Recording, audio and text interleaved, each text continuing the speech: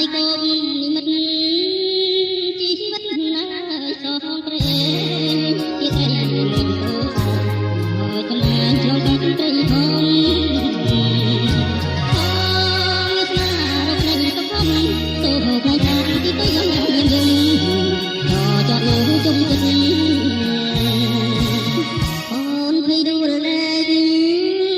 ស្រែកហូរណារកមក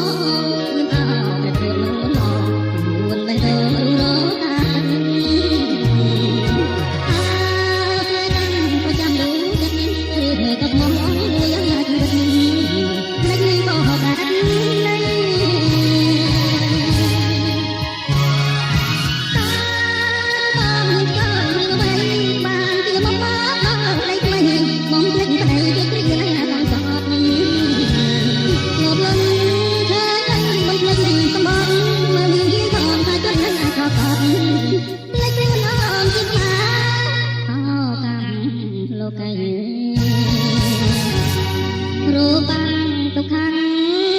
អនន្តចាស់អនតាមានរូបទុកក្រុមអត់មាននរណាប្រកែកបានឡើយគុំជាមនុស្សខ្ញុំអត់មានថាខ្ញុំទុំតងអត់តែគឺចោលសូមអរសាទរយក